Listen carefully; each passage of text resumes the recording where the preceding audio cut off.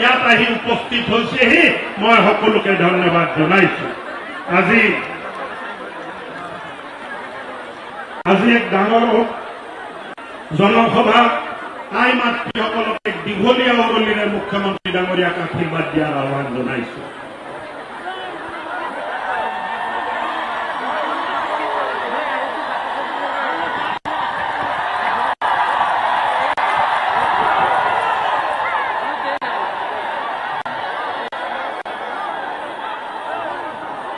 বহুতে আজি সুধিলে, সাংবাদ কৰ্মীসকলে মোক সুধিলে যে মুখ্যমন্ত্ৰীৰ পৰা কি বিচাৰিব। কোনোবাই মোক সুধিলে যে মুখ্যমন্ত্ৰীৰ পৰা আজি কি আদায় কৰিব। শ্ৰদ্ধাভাজন ৰাইজ, মুখ্যমন্ত্ৰীয়ে ঢেকীয়াজুলি সমষ্টিক যিমান দিলে আৰু বিধায়ক হিচাপে মোক যিমান দিলে আৰু বিচাৰিবলৈ ফল নাই, আৰু বিচাৰিলে ঈশ্বৰে পাপ দিব। মুখ্যমন্ত্ৰী ডাঙৰীয়া, আপুনি মাত্ৰ আশীৰ্বাদ আমাক দি যাওক যে আপুনি কৰা কাম আমি ৰাইজৰ মাজত লৈ যায়, ৰাইজৰ পৰা আপোনাৰ কাৰণে আমি আশীৰ্বাদ বিচাৰি আনি দিব পাৰো। এই আশীৰ্বাদে আমাক দি যাওক।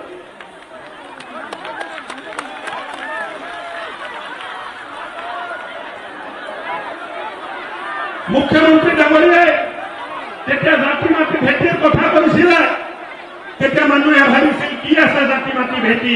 জাতি মাটি ভেটিটো আছিল যে বসুন্ধৰাৰ জৰিয়তে অসমৰ 2,30,000 পৰিয়ালক ভূমিৰ অধিকাৰ দিয়া গ'ল, ভূমিৰ পট্টা দিয়া গ'ল। আৰু 84% যদি ইয়াত আছে, ST মানুহ আছে, SC মানুহ আছে, OBC আছে আৰু MOBC আছে। 1 লাখ নিবনুৱাক চৰকাৰী চাকৰি দিয়া হ'ল।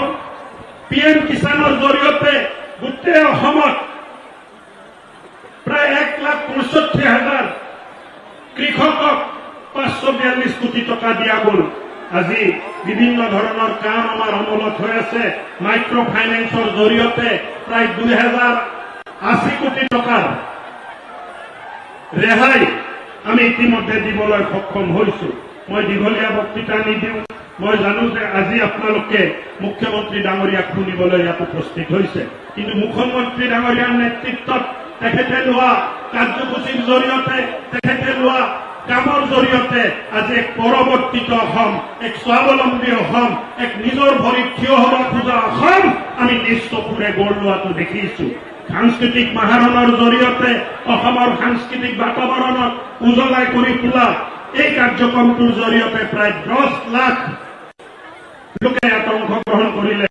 খেল মাহাৰণত প্ৰায় 31 লাখৰো অধিক ল'ৰা ছোৱালীয়ে অংশগ্ৰহণ কৰি বিভিন্ন ধৰণৰ খেলত অংশগ্ৰহণ কৰিলে।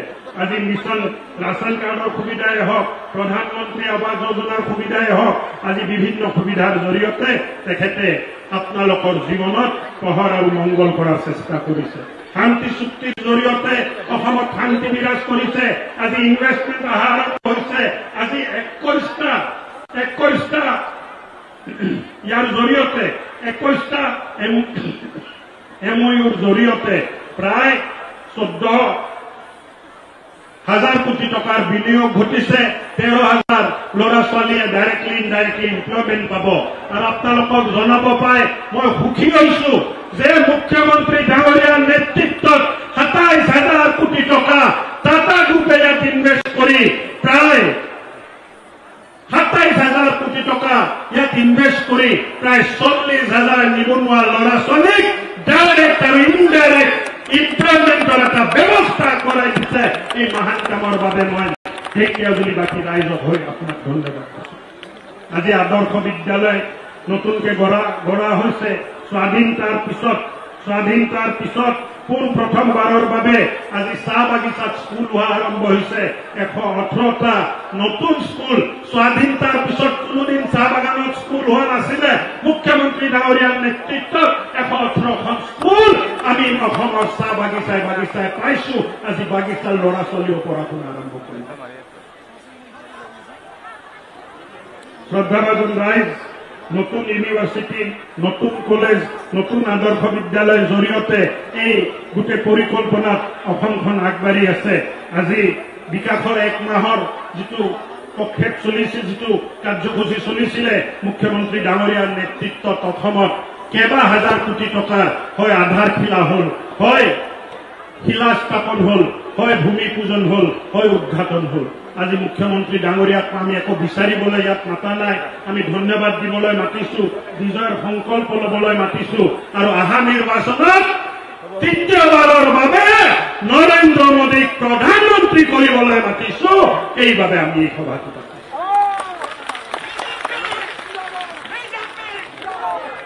আৰু আমাৰ জয়টো নিশ্চিত। ভাৰতীয় জনতা পাৰ্টিৰ প্ৰাৰ্থীক আপোনালোকে বিপুল ভোটত জিকাব, তাত মোৰ কোনো সন্দেহ নাই। মুখ্যমন্ত্ৰী ডাঙৰীয়াৰ আশীৰ্বাদ আমি পাই গলো। আজিতো আমাৰ শক্তি যিমান আছিল, আজিৰ পৰা আমাৰ শক্তি দুগুণ হল, আৰু দুগুণ উৎসাহেৰে আমি ভাৰতীয় জনতা প্ৰাৰ্থীক জিকাবলৈ কাম কৰিম। মই দীঘলীয়া বক্তৃতা নিদিওঁ, এইখিনিয়ে কৈ মোৰ বক্তৃতাটো মই শেষ কৰিছো। আৰু আপোনালোকে হিয়া উজাৰি ইমান বেছি সংখ্যাত যে ইয়াত উপস্থিত আছে, আজিৰ দিনত ঢেকীয়াজুলি সমষ্টিৰ ইতিহাসত ইয়াতকে ডাঙৰ ৰেলী কোনোদিন হোৱা নাই বুলিও মই ঘোষণা কৰি দিব খুজিছো। এই ৰাইজৰ মুখ্যমন্ত্ৰী ডাঙৰীয়াৰ প্ৰতি মৰম, স্নেহ, শ্ৰদ্ধা, আশীৰ্বাদ, প্ৰধানমন্ত্ৰী ডাঙৰীয়াৰ প্ৰতি শ্ৰদ্ধা, মৰম, স্নেহ আৰু আশীৰ্বাদ, তাৰ বাবে আপোনালোক ইমান সংখ্যাত আহিছে। মুখ্যমন্ত্ৰী ডাঙৰীয়া শোণিতপুৰ লোকসভা নিৰ্বাচনত লোকসভা চিটত ভাৰতীয় জনতা পাৰ্টিৰ প্ৰাৰ্থী অসমৰ ভিতৰত আটাইতকৈ বেছি ব্যৱধানত জিকাই আপোনাক আমি দিম। এই প্ৰস্তুতি লবলৈ আৰু সংকল্প লবলৈ আজি আমি ইয়াত উপস্থিত হৈছো। মই ইমানতে মোৰ ভাষণটো শেষ কৰিছো। ধন্যবাদ। আৰু মোৰ লগত আকৌ এবাৰ কওক, হিমন্ত বিশ্ব শৰ্মা। হোৱা নাই দেই। Himanta Biswa Sarma, Himanta Biswa Sarma, Narendra Modi, Narendra Modi, BJP, BJP. ধন্যবাদ। জয় হিন্দ।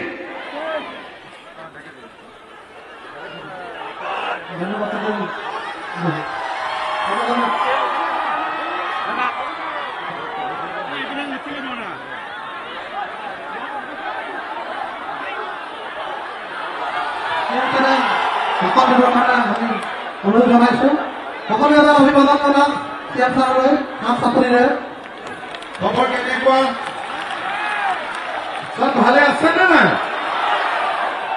এফালে ভাল নে বেয়া? পুৰা ভাল, পুৰা ভাল, পুৰা ভাল।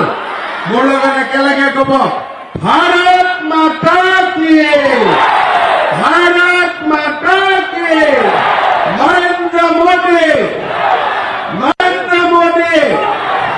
বহুত বহুত ধন্যবাদ। আজি ঢেকীয়াজুলিত যুঁজ বহুত আছে, আৰু বৰচলাটো যুঁজ আছে, পুৰা শোণিতপুৰত যুঁজ আছে। মই সকলোকে ধন্যবাদ দিছো। আৰু এইবাৰ তেজপুৰত আমাৰ কেণ্ডিডেট 5 লাখতকৈ বেছি ভোটত জিকিব লাগিব। ঢেকীয়াজুলিৰ পৰা হায়েষ্ট লিড দিব লাগিব। পাৰিবনে নোৱাৰিব? পাৰিবতো?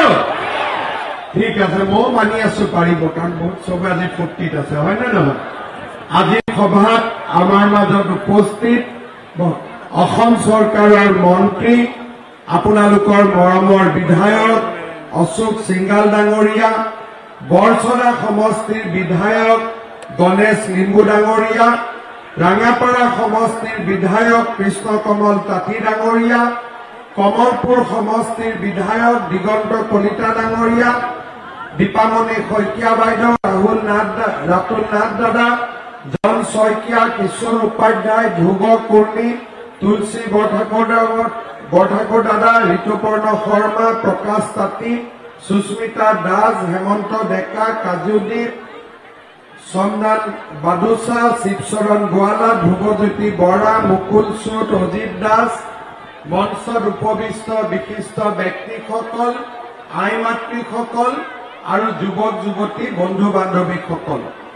ৰাতিপুৱা মই শিলচৰত আছিলো, তাৰ পৰা নগাঁৱলৈকে আহিলো, নগাঁৱৰ পৰা মঙলদৈ ওদালগুৰিত আছিলো, আৰু এতিয়া ঢেকীয়াজুলিত মই আগত বহুত মিটিং কৰিছো, বহুত গাঁৱে গাঁৱে গৈছো, মিটিং কৰিছো, বহুতবাৰ আহিছো।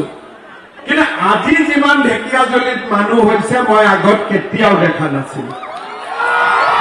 আজি জনসমুদ্ৰ এতিয়া তোমাৰ আগত মাতি দিলে চব আগতো আহি যাব হয়নে নহয় পুলিচ বিলাকে বেয়া পাব সেইকাৰণে মাতা নাই নহলে মোৰতো চবকে মাতিব ইচ্ছা হৈ আছে সব ঠিক আছে নে নাই নালাগে ন মাতিব নে ঠিক আছে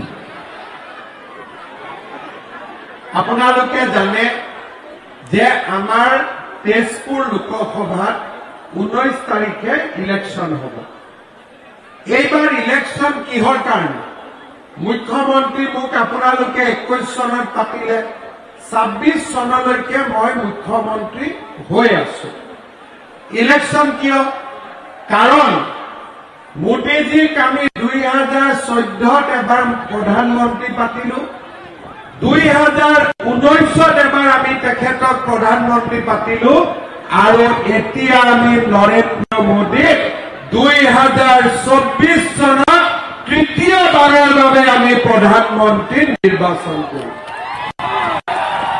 ৰাম মন্দিৰ বনিলে নে নাই বনিলে জয় জয় শ্ৰীৰাম আজি আপোনালোকে চাওক মোদীজী যেতিয়া ভাৰতৰ প্ৰধানমন্ত্ৰী হল ভাৰতত শান্তি হল দুখীয়া দৰিদ্ৰ মানুহে চৰকাৰী সুবিধা পাব আৰম্ভ হল দালালৰ ব্যৱস্থা নোহোৱা হল মোদীজীয়ে কলে সবকা সাথ সবকা বিকাশ আজি গাঁৱে ভূঞে সকলো মানুহ আনন্দত আছে সকলো মানুহৰ উন্নতি হৈছে সকলো মানুহৰ বিকাশ হৈছে আপোনালোকে আমাক চৰকাৰ পাতি দিলে 1 লাখ চাকৰি দিম বুলি কৈছিলো 1 লাখ চাকৰি আমি দিলো আজিৰ সভাত আমি ঘোষণা কৰিছো যে আৰু 50,000 চাকৰি আমাৰ যুৱ যুৱতীসকলৰ বাবে আমি খুলিম মই যতে যাওঁ মোক কয় দাদা কামাণ্ডৰ পোষ্ট অলপ বঢ়াই দিয়ক পুলিচৰ পোষ্ট অলপ বঢ়াই দিয়ক আজি বঢ়াই দিলো যা বঢ়াই দিব লাগিব যাতে আমাৰ টকা নিদিয়াকৈ দুখীয়া দৰিদ্ৰ মানুহে চৰকাৰী চাকৰি পাব পাৰে শ্ৰদ্ধাৰ ৰাইজ আজি যদি আপোনালোকে চাই আমাৰ অসমত দালাল নোহোৱা হল দুখীয়া দৰিদ্ৰ মানুহে অধিকাৰ ঘূৰাই পাইছে বসুন্ধৰা আঁচনি আৰম্ভ হল গাঁৱে গাঁৱে মানুহে ৰেচন কাৰ্ডৰ বিনামূলীয়া চাউল পাইছে প্ৰধানমন্ত্ৰীৰ আয়ুষ্মান ভাৰত কাৰ্ড পাইছে আজি গাঁৱে ভূঞে ৰাস্তা হল স্কুল হল চাহ বাগিচাত স্কুল হল মজুৰি দুগুণলৈকে বৃদ্ধি পালে মই আজি আপোনালোকক কেইটামান নতুন কথা কম যিখিনি আগত হল সেইখিনি আপোনালোকে গম পায় কিন্তু এইবাৰ ভোট দিলে কি হ'ব আমি ভৱিষ্যতটো গম পাব লাগে ভাত খাই আহিছে নে নাই গতিকে ভোকো লাগি আছে সেইকাৰণে মই অলপ মেডিচিন দিওঁ যাতে ভোকটো অলপ কমি যায় ঠিক আছে এতিয়া ঢেকিয়াজুলিত মই আজি মিটিং কৰিলো কিন্তু ঢেকিয়াজুলিৰ সব জায়গাতো মই যাব নোৱাৰো পাৰিম নেকি অশোক সিংঘাল ডাঙৰীয়াৰ দায়িত্ব বহুত সব জায়গাত যাব নোৱাৰে আজি মই যিখিনি কথা কম আজি উপস্থিত থকা সকলো মানুহে ঢেকিয়াজুলিত গাঁৱে গাঁৱে ক'ব লাগিব বৰচলাত মই আকৌ এদিন আহিম বিহগুৰিত মিটিং কৰিব আহিম আৰু ৰঙাপাৰাতো মিটিং কৰিব আহিম গতিকে আজি মই ঢেকিয়াজুলিৰ কথা বেছি কম বৰচলা আৰু বিহগুৰিৰ কথা তাতে মিটিং পাতোতে কম বিহগুৰিত যাবই লাগিব ঠিক আছে শ্ৰদ্ধাৰ ৰাইজ আপোনালোকে এটা মোক কথা কওকচোন আপোনালোকৰ ঘৰত ৰেচন কাৰ্ড কিমানৰ আছে হাত ডাঙক যাৰ যাৰ আছে পিছৰ ফালে আছে নে নাই তাতে আছে নে নাই ঠিক আছে যাৰ যাৰ আছে হাতটো নামাওক কাৰ কাৰ নাই আচ্ছা অসুবিধা এই তহঁতৰ নাই নে তো দিনে হাত উঠাইছে একদম প্ৰমিছ কৰ নাই বুলি নামটো কাটি গল ভেজালটো সেইটো আছিলে আৰু কাৰ কাৰ নাই ঠিক আছে এতিয়া আপোনালোকে চাওক ইয়াতে 200 ঘৰ মানুহৰ নাই কিন্তু বাকি সকলো মানুহৰ ৰেচন কাৰ্ড আছে এতিয়া মই আপোনালোকক নেক্সট প্ৰশ্নটো সুধিম অৰুণোদয় কাৰ কাৰ নাই হাত দাঙকচোন। নাই নাই, এই তহঁতৰ কেনেকে থাকিব ল'ৰাবিলাকৰ? তহঁতে চেপেনা নাপাতিবি আকৌ বাইদেউ বিলাকক দিলে, বুজিলি? নাই নহয়। আচ্ছা, নাপালে মনটো বেয়া লাগে নে না? যেতিয়া 10 তাৰিখে বেলেগে অৰুণোদয় পায় আমি নাপাওঁ, অলপ মনটো বেয়া লাগে না? তথাপিতো আৰু মোৰ প্ৰতি মৰম দেখুৱাই গালি গালাজ নকৰে আৰু শান্তিত থাকে, কেতিয়াবা হ'ব বুলি, হয় নে নহয়? আচ্ছা, এতিয়া মই এটা ভাল কথা আপোনালোকক কম। মই বহুত দিনৰ পৰা ভাবি আছো যে সকলোকে কেনেকে অৰুণোদয় দিব পাৰি। বুদ্ধিটো নাপাওঁ, কাৰণ ইয়াক দিলে ই নাই পোৱা বুলি কয়, তাক দিলে তাই দি নাই পোৱা বুলি কয়। এইবাৰ এটা মই ভাল বুদ্ধি পাইছো যে যাৰ যাৰ ঘৰত ৰেচন কাৰ্ড আছে তাৰ তাৰ ঘৰতে আমি একোটা অৰুণোদয় দিম। কাকো সুধিব নালাগে। আচ্ছা, আকৌ এবাৰ হাত দাঙক, ৰেচন কাৰ্ড কাৰ কাৰ আছে? এতিয়া চাওক, সকলো মানুহৰ ৰেচন কাৰ্ড আছে। বাইদেউ তইতো কলি দে ঘৰত আছে বুলি ৰেচন কাৰ্ড, হয়নে? এতিয়া এইবাৰ ইলেকশ্যনত মই অসমৰ প্ৰতিগৰাকী আই মাতৃকে ক'ব খুজিছো যে আপোনালোকে অৰুণোদয়ৰ কাৰণে চিন্তা নকৰিব। যাৰ যাৰ ঘৰত ৰেচন কাৰ্ড আছে সিয়ে 10 তাৰিখে এটা এটা অৰুণোদয় পাব। হ'ব? ভাল লাগিছে নে? এতিয়া আজিতো নাপাওঁতে ভাল লাগিছে, পুৱাৰ দিনাখন কিন্তু মোৰ কাৰণে পিঠা পনা বনাই ৰাখিব যোনে যোনে পাৰে। হ'ব? যেনেকে 1 লাখ চাকৰি দিম বুলি কৈছিলো দিলো, তেনেকে এইবাৰ মই সিদ্ধান্ত লৈছো যে যাৰ ঘৰত ৰেচন কাৰ্ড আছে তাকে আমি একোটা অৰুণোদয় দিম। 10 তাৰিখে বেংক একাউণ্টত পাই যাব, চিন্তা নাই কাৰণ। ঠিক আছে? এতিয়া মোক কওক, লাখপতি বাইকৰ ফৰ্ম আমি ফিল আপ কৰিলো নে নাই? কৰিলো। বেংকৰ একাউণ্ট ঠিক হৈ আছে। ইলেকশ্যনৰ ঠিক পিছতেই টুপুং কৰি এদিন আপোনালোকৰ বেংক একাউণ্টত 10,000 টকা সোমাই যাব। ঠিক আছে? এই 10,000 টকা আপোনালোকে ভালকৈ খৰচ কৰিলে আমাৰ পৰা আৰু 25,000 টকা পাব। 10,000টা শেষ হৈ নাযায়, আৰু পাব। এতিয়া আপোনালোকে চাওক, মোদীজীৰ চিষ্টেম বিলাক চাওক। মোদীজীয়ে আমাক প্ৰথম কি দিলে? ৰেচন কাৰ্ড দিলে। ৰেচন কাৰ্ডত আমি কি পালো? যে 5 কেজিকৈ বিনামূলীয়া চাউল পালো। তাৰ পিছত মোদীজীয়ে ক'লে গেছৰ দাম বাঢ়িছে। মিটিঙত আহিলে আইসকলে কয় চিলিণ্ডাৰৰ দাম বাঢ়িছে। উজলা গেছৰ চিলিণ্ডাৰ এতিয়া 600 টকাত পাই যায়, বজাৰতকৈ 300 টকাৰ দাম কমি আহিলে। 3 নম্বৰ, যাৰ যাৰ ৰেচন কাৰ্ড আছে তেওঁলোকক মোদীজীয়ে এটা আয়ুষ্মান ভাৰতৰ কাৰ্ড দিলে। কাৰোবাৰ ঘৰত বেমাৰ হলে এতিয়া আমি 5 লাখ টকালৈকে বিনামূলীয়া চিকিৎসা পাব পাৰো। এতিয়া মই কি কলো যে ৰেচন কাৰ্ড থাকিলে অৰুণোদয়ো পাম। এতিয়া মই আৰু এটা আঁচনি ক'ব খুজিছো, আপোনালোকে অলপ হৃদয়ৰ পৰা ভাবিব আৰু মই কামটো কেনেকুৱা চিন্তা কৰিছো আপোনালোকে ক'ব। আমাৰ প্ৰত্যেক পৰিয়ালতে এজন উপাৰ্জনকাৰী ব্যক্তি থাকে। যেনেকে অশোক সিংহালৰ পৰিয়ালত অশোক সিংহাৰ, মোৰ পৰিয়ালত মই, কৃষ্ণকমল তাঁতীৰ পৰিয়ালত কৃষ্ণকমল তাঁতী, তেনেকে সকলোৰে পৰিয়ালত একোজন উপাৰ্জনকাৰী ব্যক্তি থাকে। এতিয়া কিবা কাৰণত ভগৱানে নকৰক সেই ব্যক্তিজনৰ যদি মৃত্যু হ'ল আমাৰ পৰিয়ালটোত বহুত কষ্ট পায়, হয়নে নহয়? আৰ্থিকভাৱে কষ্ট পায়, ধাৰ থৈ যায়, ধাৰ মাৰিব নোৱাৰে, জীয়াই থকা মানুহকেইজনৰ বহুত কষ্ট হয়। মোদীজীয়ে কি কৰিলে? এটা আঁচনি উলিয়ালে স্বাস্থ্য বীমা, আৰু এটা আঁচনি উলিয়ালে জীৱন বীমা।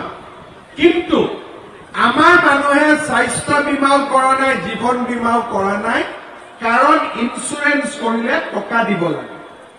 এতিয়া এইবাৰ আমাৰ চৰকাৰে সিদ্ধান্ত লৈছে যে যাৰ যাৰ ঘৰত ৰেচন কাৰ্ড আছে তাৰ পৰিয়ালৰ মুৰব্বীজনক আমি চৰকাৰৰ টকাৰে ইন্সুৰেন্স কৰাম। প্ৰিমিয়ামটো চৰকাৰে দিব, ৰাইজে দিব নালাগে। তেতিয়া কি হ'ব? ভগৱানে নকৰক মানুহজনৰ যদি মৃত্যু হয়, এক্সিডেণ্ট হয়, গভৰ্ণমেণ্টে কিবা দিব নিদিব, অন্তত ইন্সুৰেন্স কোম্পানীৰ পৰা আমি টকাকেইটা পাব পাৰিম। এতিয়া আপোনালোকে চিন্তা কৰক, এখন ৰেচন কাৰ্ড 5 কেজি চাউল, তাৰমানে ডাঙৰ ল'ৰা, উজ্বলা গেছ মাজু ল'ৰা, তাৰপিছত আয়ুষ্মান ভাৰত 3 নম্বৰ ল'ৰা, অৰুণোদয় 4 নম্বৰ ছোৱালী, আৰু এতিয়া ইন্সুৰেন্স 5 নম্বৰ ল'ৰা। তাৰমানে এখন ৰেচন কাৰ্ডৰ কিমান বেটা বেটি হ'ল? 5টা বেটা বেটি হ'ল। হয়নে? হয় নে নহয়? সেইবুলি আকৌ ঘৰত 5টা বেটা বেটি কৰি নিদিব, 2টাই লাগিব। ঘৰত 2টা হলে ঠিক আছে, 5টা হলে গণ্ডগোল। ৰেচন কাৰ্ডৰ 5টা দিয়ক, ঘৰত 2টা থাকক। যাৰ হল হল আৰু আল্লাই দিলে ভগৱানে দিলে, এইটো আৰু বেলেগ কথা। কিন্তু যাৰ হোৱা নাই সি 2টাত থাকক। এতিয়া এই যে মই 2টাত থাকক বুলি কলো, কিয় কলো? তাৰো এটা অংক আছে। আপোনালোকে চাওক, আমাৰ অসমত প্ৰত্যেক বছৰে 5 লাখ ল'ৰা ছোৱালীয়ে মেট্ৰিক পৰীক্ষা দিয়ে, 3 লাখ পাছ কৰে, কিন্তু কলেজত এডমিশ্যন ল'ব ইমান সুবিধা নাপায়। কিয় নাপায়? কলেজত নামভৰ্তি বিনামূলীয়া, কিন্তু নামভৰ্তি কৰোঁতে তাৰ খৰচ দিব লাগে, অহা যোৱা কৰিব লাগে, কিতাপ কিনিব লাগে। সেইকাৰণে এইবাৰ আমি ভাবিছো যে বেটাটোক দেউতাক মাকে পঢ়াওক। বুজি পালে? যে ঘৰত যিটো ল'ৰা আছে, ল'ৰাটোক দেউতাক মাকে পঢ়াব, আৰু ঘৰত যিটো ছোৱালী আছে তাক মামাই পঢ়াব। হ'ব? তহঁতে বেয়া পাই লাভ নাই, ছোৱালীকেইটা পঢ়িলে ভাল কইনা এজনী পাবি ঘৰত। বুজিলি? লাগে নে নাই ধুনীয়া ছোৱালী, কইনা ছোৱালী? সেইকাৰণে তহঁতৰ কইনা বনাই আছে, তহঁতে ভাল পাবহে লাগে। হয় নে নহয়? এতিয়া কইনা যেতিয়া হ'ব, পঢ়া শুনা কৰা হ'ব, তেতিয়া পঢ়া শুনা কৰা ছোৱালী বিয়া হ'ব, তইও ইনকাম কৰিবি, ছোৱালীয়ে ইনকাম কৰিব, আৰু ভাল হ'ব। হয় নে নহয়? এতিয়া যিজনী ছোৱালী মেট্ৰিক পাছ কৰিব, কলেজত এডমিশ্যন লোৱাৰ লগে লগে তাইক আমি বছৰি 10,000 টকা বেংকৰ একাউণ্টত সোমাই দিম। হ'ব? যোনে হায়াৰ ছেকেণ্ডাৰী পাছ কৰি ডিগ্ৰীত এডমিশ্যন ল'ব, তাইক 12,500 টকা তাৰ বেংক একাউণ্টত সোমাই দিম। আৰু যিগৰাকীয়ে ইউনিভাৰ্চিটিত পঢ়িব, তাইৰ বেংক একাউণ্টত আমি 25,000 টকা আমি সোমোৱাই দিম। এতিয়া আপোনালোকে চিন্তা কৰক। সেইকাৰণে মই কৈছো, 2টা বাচ্চা হলে ভাল, 4টা হলে কষ্ট মোৰ হ'ব। সেইকাৰণে 2টাত থাকিলে সকলোকে ভাল কৰি আমি দিব পাৰিম। শ্ৰদ্ধাৰ ৰাইজ, 1 লাখ চাকৰি আমি 1.5 লাখ কৰিম।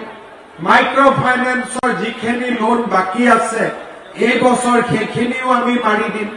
ৰেচন কাৰ্ডত অৰুণোদয় দিম, ৰেচন কাৰ্ডত ইন্সুৰেন্স দিম, আৰু ঘৰৰ ছোৱালীক পঢ়াৰ দায়িত্বও চৰকাৰে লয়। আপোনালোকে চিন্তা কৰক, আজি গাঁৱে ভূঞে ৰাস্তা হৈছে, দলং হৈছে, মেডিকেল কলেজ হৈছে, নাৰ্ছিং কলেজ হৈছে, ইমানবিলাক কাম কৰাৰ লগতে আজি আমি ইমান সাহস কৰিছো যে ৰেচন কাৰ্ড থাকিলেই অৰুণোদয় পাই যাব। কিমান মানুহৰ ৰেচন কাৰ্ড আছে আপোনালোকে জানে?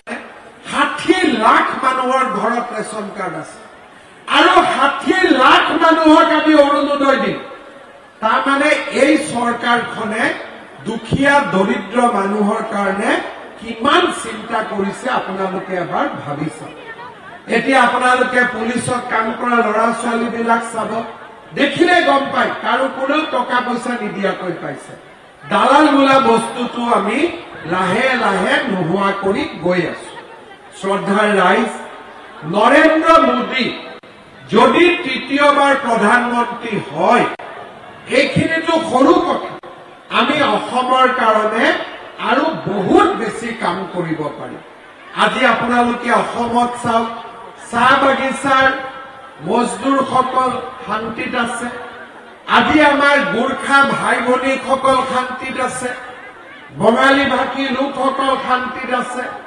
অসমীয়া ভাষী লোকসকল শান্তিত আছে। আদিবাসী বন্ধু বান্ধৱীসকল শান্তিত আছে। হিন্দী ভাষীসকল শান্তিত আছে। আজি আমাৰ অসমত হিন্দু, মুছলমান, খ্ৰীষ্টিয়ান সকলো শান্তিত আছে। এতিয়া আপোনালোকে চাওক, মানুহে আমাক কয় যে বিজেপি সাম্প্ৰদায়িক, কিন্তু মই যে কলো যে অৰুণোদয় দিম, ৰেচন কাৰ্ডত থকা মানুহক, মইতো এইটো কোৱা নাই যে অকল হিন্দুক দিম, কলো নেকি? আজি আমাৰ অসমত সবকে সাথ সবকা বিকাশ, সকলোৰে কাৰণে আমি কাম কৰিছো। শ্ৰদ্ধাৰ ৰাইজ, ঢেকিয়াজুলিত অশোক সিংহাল ডাঙৰীয়াই বহুত কাম কৰিছে ৰাইজৰ বাবে, আৰু মই বিচাৰো যে ঢেকিয়াজুলিয়ে ইমান উন্নতি কৰক যে ঢেকিয়াজুলি অসমৰ ভিতৰতে এটা জাকত জিলিকা সমষ্টিলৈ ৰূপান্তৰ। আজি মই ঢেকিয়াজুলিৰ কাৰণে কেইটামান সংকল্প, আমাৰ মনৰ সংকল্প আপোনালোকক দোহাৰিব খুজিছো। শ্ৰদ্ধাৰ ৰাইজ, মোৰ মনত ইচ্ছা আছে যে আমাৰ ঢেকিয়াজুলিত আজিলৈকে এখন কলেজ আছে, এলোকেডি কলেজ। আমি ঢেকিয়াজুলিত চৰকাৰৰ পৰা আৰু এখন কলেজ আমি প্ৰতিষ্ঠা কৰাৰ আমি সংকল্প লৈছো। শ্ৰদ্ধাৰ ৰাইজ, মোৰ মনত ইচ্ছা আছে যে ঢেকিয়াজুলিত আমি এখন GNM নাৰ্ছিং স্কুল আমি খুলিম, যাতে আমাৰ ছোৱালীবিলাক নাৰ্ছিং পঢ়িবলৈ সুবিধা পায়। আমি ঢেকিয়াজুলিত এখন স্কিল ডেভেলপমেন্ট সেন্টাৰ খুলিম, যাতে আমি সুন্দৰ কৰি ঢেকিয়াজুলিৰ ল'ৰা ছোৱালীক আমি স্কিলিং কৰিব পাৰিম। শ্ৰদ্ধাৰ ৰাইজ, বহুদিনৰ পৰা অশোক সিংহাল ডাঙৰীয়াই আমাৰ জীয়া গাভৰুৰ পৰা দৈচুৰিগুৰিলৈকে গাভৰু নদীৰ ওপৰত এখন দলং বনোৱাৰ কথা কৈ আছিল। সেই দলংখনো নিৰ্মাণ কৰাৰ বাবে আজি আমাৰ সংকল্প ৰাইজৰ সন্মুখত দোহাৰিছো। শ্ৰদ্ধাৰ ৰাইজ, লাহে লাহে আমাৰ বাবে খুব এটা প্ৰয়োজন হ'ব যে ঢেকিয়াজুলি টাউনৰ মাজেদি আমাৰ হাইৱে গৈছে, পাৰিলে আমি ঢেকিয়াজুলিত এটা বাইপাছ বনাই দিম, যাতে আপোনালোকৰ হাইৱে দি যোৱা গাড়ীয়ে ঢেকিয়াজুলি টাউনত দিগদাৰি নকৰে। কাৰণ ঢেকিয়াজুলি টাউনত ৰোড এক্সিডেণ্ট বহুত বিলাক বাঢ়ি আছে। শ্ৰদ্ধাৰ ৰাইজ, ইয়াৰ লগে লগে আমি যিখন ষ্টেডিয়াম বনাইছো ভোটপাৰাত, সেই ষ্টেডিয়ামখনত আমি চাই চেণ্টাৰ বনাই দিম, আৰু ঢেকিয়াজুলি ষ্টেডিয়ামত আমি ফুল ফ্লেজে ট্ৰেক লগাই কমপ্লিট ষ্টেডিয়ামলৈকে আমি ৰূপান্তৰ কৰিম। শ্ৰদ্ধাৰ ৰাইজ, আপোনালোকে আজি ঢেকিয়াজুলি সমষ্টিত নতুনকৈ ডিলিমিটেশ্যন হল, গুপ্তেশ্বৰ দেৱালয় ঢেকিয়াজুলিত অন্তৰ্ভুক্ত হল। আমি গুপ্তেশ্বৰ দেৱালয়খনকো পৰিব্ৰাজকৰ দৃষ্টিভংগীৰ পৰা, টুৰিষ্টৰ দৃষ্টিভংগীৰ পৰা আমি এটা সুন্দৰ অনুষ্ঠানলৈ ৰূপান্তৰ কৰিম, তাৰো প্ৰতিশ্ৰুতি মই আপোনালোকক দিব খুজিছো। এইবাৰ আমি ঢেকিয়াজুলিৰ গোটেই কেইখন বাগানলৈকে আমি এম্বুলেন্স পঠাইছো, কিন্তু অহা বছৰ আমি চেষ্টা কৰিম যাতে ঢেকিয়াজুলিৰ প্ৰত্যেকখন বাগানৰ হস্পিটেল বিলাকো সুন্দৰ হৈ পৰে, আৰু ধুনীয়া হস্পিটেল একোখন আমি প্ৰত্যেকখন বাগিচাতে আমি যাতে পাব পাৰো। শ্ৰদ্ধাৰ ৰাইজ, ইয়াৰ উপৰিও ঢেকিয়াজুলি সমষ্টিত যিমানখিনি ৰাস্তা ঘাটৰ কাম বাকী আছে, এই গোটেইখিনি ৰাস্তা ঘাটৰ কাম সমাপ্ত কৰিবলৈও আমি চৰকাৰৰ পৰা অশোক সিংহাল ডাঙৰীয়াৰ কাৰণে এটা ইকনমিক পেকেজ, এটা আৰ্থিক পেকেজ আমি দিম, যাতে আমাৰ ঢেকিয়াজুলিৰ বাকী থকা ৰাস্তা ঘাট বিলাকো সুন্দৰ কৰি হৈ পৰে। শ্ৰদ্ধাৰ ৰাইজ, ঢেকিয়াজুলিৰ সমষ্টি আমাৰ এটা মডেল সমষ্টিলৈ আমি ৰূপান্তৰ কৰিব লাগিব, আৰু তাৰ কাৰণে আপোনালোকে সুন্দৰভাৱে কাম কৰক আপোনালোকক সাব সেন্টাৰ লাগে আপোনালোকক আৰু হস্পিটাল লাগে যিমান বিলাক লাগে সেইখিনি মই কৰাৰ বাবে যত্ন কৰিম আৰু দুটা কাম মই কৰি দিম ঢেকিয়াজুলিৰ পৰা গুৱাহাটীলৈকে যাবৰ কাৰণে এএছটিচিৰ পৰা আপোনালোকক 3খন এসি বাছ সাৰ্ভিস ৰেগুলাৰ মই দি দিম যাতে আপোনালোকৰ যোৱাৰ কোনো অসুবিধা নাপায় ইয়াৰ উপৰিও বৰছলা আৰু ভোগৰাজুলিৰ পৰা তেজপুৰলৈকে যাবৰ কাৰণেও আমি এএছটিচি বাছ সাৰ্ভিস আমি দিয়াৰ বাবে আমি সিদ্ধান্ত ল'ম এই প্ৰতিশ্ৰুতি মই আপোনালোকক দিব খুজিছো ঢেকিয়াজুলিক লৈ এইবোৰ আমাৰ সংকল্প আপোনালোকে আমাক আশীৰ্বাদ কৰক অৰুণোদয়ৰ পৰা ইন্সুৰেন্সৰ পৰা ছোৱালীৰ পঢ়ুৱাৰ পৰা স্কুটিৰ পৰা মটৰ স্কুটিৰ পৰা চাইকেললৈকে লৰা ছোৱালীৰ চৰকাৰী চাকৰি বৃদ্ধি কৰাৰ পৰা আৰম্ভ কৰি যিমান বিলাক মই প্ৰতিশ্ৰুতি দিলো তাৰ লগে লগে ঢেকিয়াজুলিৰ আৰ্থ সামাজিক উন্নয়নৰ বাবেও আজি আমি সংকল্প ললো শ্ৰদ্ধাৰ ৰাইজ ইলেকশ্যনৰ মডেল কোড অফ কণ্ডাক্ট আছে ক'ত কিমান টকা দিম আমি ক'ব নোৱাৰো কিন্তু সংকল্প ল'ব পাৰো এই সংকল্পখিনি আজি আমি আপোনালোকৰ আগত পুনৰ এবাৰ দোহাৰিছো যে আমি ভাল কাম কৰি ভাল উদ্দেশ্য আগত ৰাখি আমি অসমখনক আগুৱাই লৈ যাম আৰু আমাৰ প্ৰতিটো সংকল্প প্ৰতিশ্ৰুতি নহয় সংকল্পসমূহ আমি বাস্তৱত ৰূপায়ণ কৰাৰ বাবে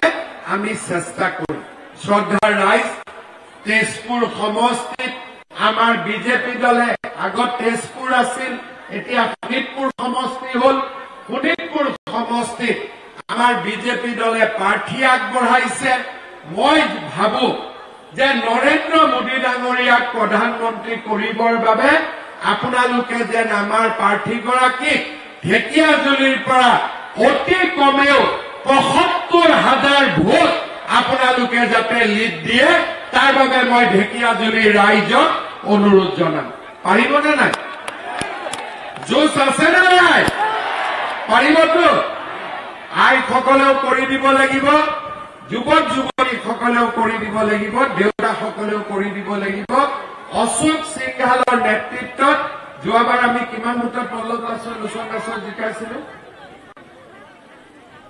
না 1 লাখ ভোটত লিড কিমান আছিলে প্ৰায় ৬০,০০০ ভোটত যোৱাবাৰ আমি পল্লৱ লোচন দাসক জিকাইছিলো এইবাৰ আমি ঢেকিয়াজুলিৰ পৰা ৭৫,০০০ ভোটত নৰেন্দ্ৰ মোদীক জিকাব লাগিব পাৰিম নে নাই পাৰিমতো কনফাৰ্ম সকলোৱে আজিৰ পৰা আপোনালোকে লাগিব ভাল কৰি কাম কৰিব গোটেই অসমতে এটা বাৰ্তা দিব যে ঢেকিয়াজুলিৰ ৰাইজ নৰেন্দ্ৰ মোদীৰ লগত ঢেকিয়াজুলিৰ ৰাইজ বিজেপিৰ লগত ঢেকিয়াজুলিৰ ৰাইজ অশোক সিংহালৰ লগত লগতে মামাৰ লগতো দেই আছেনে নাই মোৰ লগত আছেতো মই আকৌ ভয়ে খাই গলো বেলেগ নামবিলাক লৈ আছো মোৰ লগত আছেনে নাই মোৰ লগতো আছেতো চবেই ঠিক আছে আৰু আপোনালোকক পুনৰ মই নমস্কাৰ জনাইছো ভাত পানী খাই অহা নাই তথাপিতো মই যিখিনি স্কিম কৈছো অলপ অলপ ভোকটো পলাই নে নপলাই অলপ ভোকটো নোহোৱা হয় নে নহয় বাবা আপোনাৰতো হৈ আছে না ভোকটো নোহোৱা ঠিক আছে পিছে ঘৰৰ মাইকী মানুহে অৰুণোদয় পালে আপুনি আকৌ হাতটো নিদিব ঠিক আছে বহুত বহুত ধন্যবাদ মই দীঘলীয়াকৈ ক'ব খোজা নাই কাৰণ সকলো মানুহ বহুত দেৰিৰ পৰা ইয়াতে আছে বহুত দিনৰ মূৰত ঢেকিয়াজুলিত আহিছো আপোনালোকক একেলগে লগ পাই সঁচাকৈ বহুত ভাল লাগিলে ৰাতিপুৱা ইলেকশ্যনৰ দিনা ৰাতিপুৱাই ওলাব আৰু একদম ইলেক্ট্ৰনিক ভোটিং মেচিনত পদুম মাৰি মাৰি মাৰি পদুম একদম এনেকে কৰি দিব যাতে কোনোবাই ভোট দিব গলে চকুটো খালি পদুমতে পৰে হবতো হব আৰু সকলোৱে চিন্তা কৰিব যে দুপৰীয়া ভাত খোৱাৰ আগতে ভোটটো দি দিব দেৰিলৈকে থাকিলে কেতিয়াবা মিছ হৈ যায় আমিও 100% ভোট দিয়া শিকিব লাগে গতিকে সকলোৱে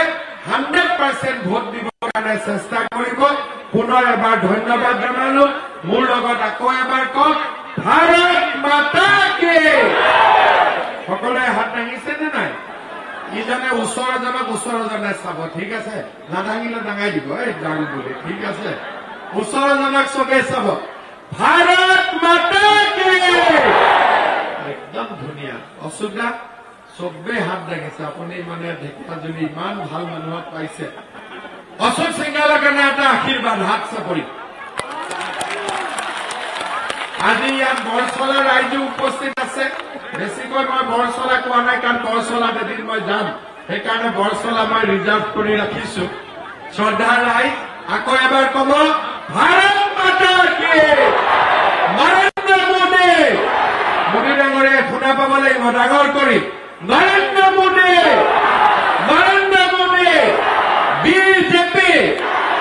বিজেপি এজিপি বহুত বহুত ধন্যবাদ জয় হিন্দ বন্দে মাতৰম ধন্যবাদ তাকে ঢেকিয়াজুলিৰ পৰা পোনপটীয়াকৈ আমি দেখুৱাই গলো মুখ্যমন্ত্ৰী ডক্টৰ হিমন্ত বিশ্ব শৰ্মাই ভাষণ প্ৰদান কৰিলে আৰু উদ্যত ভাষণ তাত যথেষ্ট সংখ্যক লোক আছে সকলোৰে খা খবৰ লৈ তেওঁ যিখিনি প্ৰতিশ্ৰুতি প্ৰদান কৰিলে যিখিনি আঁচনি আমাৰ এতিয়াও আছে আহিবলগীয়া আছে সেইসমূহ মহিলাসকলক লৈ অৰুণোদয় কোনে কোনে পাইছে গতিকে এই গোটেই কথাবোৰৰ মাজেৰে তেওঁ ৰাইজৰ সৈতে কথা পাতি তেওঁ নিজৰ কথাও কয় আমোদ দি ইয়াত তেওঁ নাচি বাগি তেওঁলোকৰ যিটো থিম চং সেই গানটোৰে তেওঁলোকে নাচি বাগি এনেধৰণে আজিৰ দিনটোত প্ৰচাৰ চলালে ৰঞ্জিত দত্ত হৈ অশোক সিংহাল আছে মঞ্চৰ ওপৰত লগতে এয়া তাত সকলোখিনি আছে উপস্থিত আছে আমি আকৌ এবাৰ যাম দেখুৱা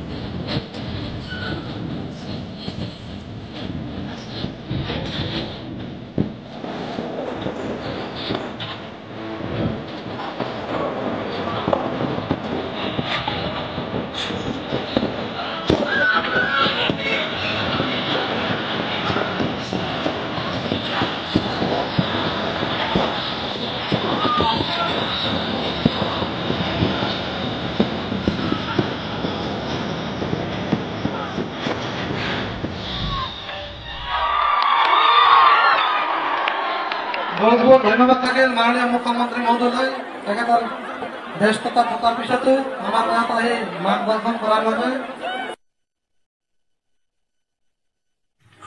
6 জনগোষ্ঠী